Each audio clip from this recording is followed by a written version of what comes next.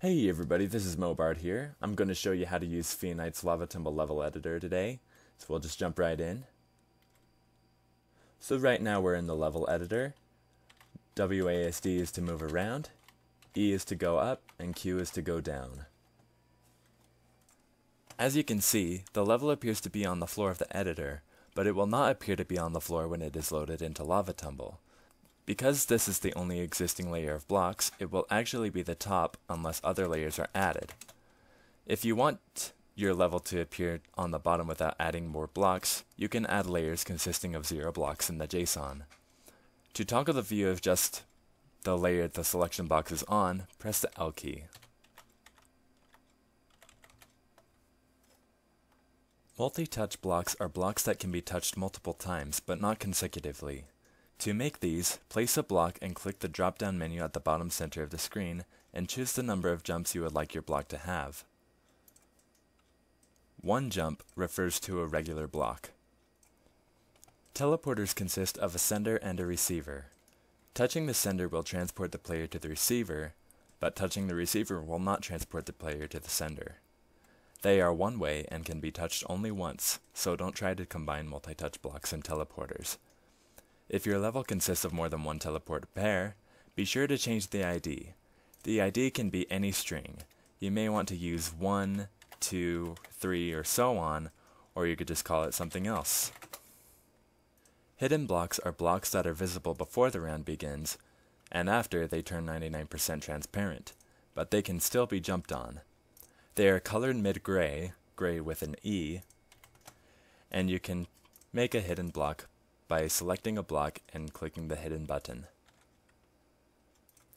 In the bottom right corner is a drop-down menu that says Brush Settings.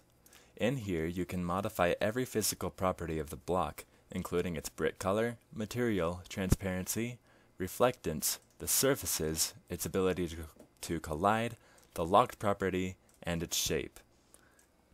To set the properties of brick color, material, the surfaces, and shape, enter the exact name of your desired property in the appropriate text box. Links to the list of available brick colors, materials, surfaces, and shapes are in the video description. The properties transparency and reflectance are numbers between 0 and 1. To have a half-transparent block, for example, enter 0.5 in the transparency text box. Same goes for reflectance. The can collide and locked properties are either true or false. Setting can collide to false will make a block act like a trapdoor, but it will still fall. Setting locked to true will make the block not react to being touched. Do not change the lock property to true unless you have can collide false as well. If you don't, you'll have a block that will never fall, which can be exploited by obvious means.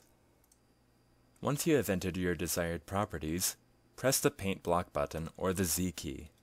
To paint every block surrounding the selected block, press the Z and X keys together. Levels where only specified blocks need to be cleared typically use green blocks because green means go. I'm going to show you how to incorporate green blocks into your level. First, set the game type to specified instead of all blocks. Then set your green blocks by clicking the drop-down menu at the center and select green.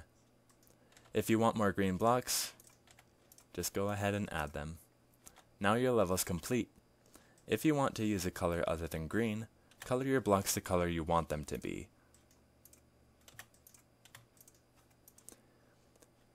When you print the Json, be sure to change the blocks to remove from bright green to the color you want. The starred block is the block that the player must touch last. It is commonly used in levels that incorporate multi-touch blocks, but it doesn't have to be. To make a level with a starred block, set the game type to star and press the T key over any block to set that to the starred block. The starred block can also be a multi-touch block. In this case, the starred block can be touched multiple times, but not consecutively, but still must be the last block to fall. To make a mirror mode map, click the box next to where it says Mirrored Map. This big wall indicates where the map mirrors. You can make the map any shape that you want. Just be sure that either side is an exact mirror, not a copy of the other side. The game mode on mirrored maps must be specified. Mirror mode is also the only mode in which bright red blocks or lava blocks will kill you. Be sure as you edit your level that you only color one side and that the spawn location is on the blank side. Now we are going to talk about Alive mode. Alive mode is the one in which blocks fall, while the player's objective is to stay alive for the specified amount of time. To change the time limit or the rate at which the blocks fall, you'll have to edit the JSON. I'm now going to show you how to use the hotkeys for mass actions. Space is to create, X is to delete, and Z is to paint. Tab is for the X-axis, Control is for the Z-axis, and Shift is for the Y-axis. Combining these keys will allow you to do mass actions. For example, when I do Shift and Space, it allows me to create a whole layer of blocks on the Y layer that I'm on. When I do Tab and X, it deletes that whole X-axis. And when I do Control and Z, it will paint the whole Z-axis. You can also press the Y key to toggle working with the current Y-axis, which allows you to create rows and columns with the Tab and Control keys. You can also create towers by pressing Shift. Once your level is complete, you can name your level and give instructions in these text boxes here in the bottom left corner.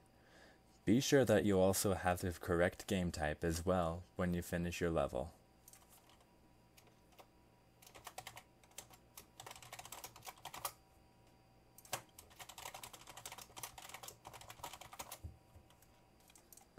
Once you're done building your level, press P, and at the top of the screen this website will appear. You can technically use this website to load into Lava Tumble, but if you want a neat little ID that you can share with others, or if you need to, or if I told you to, quote-unquote, edit the JSON, continue to follow these instructions. Open the website it gives you, and copy everything on the web page, and paste it into JSON lint. Click Validate JSON, and then recopy everything and paste it into Pastebin. You can make any edits you need to here.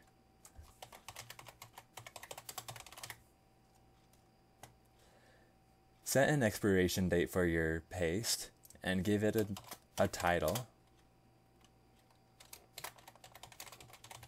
And click Create New Paste.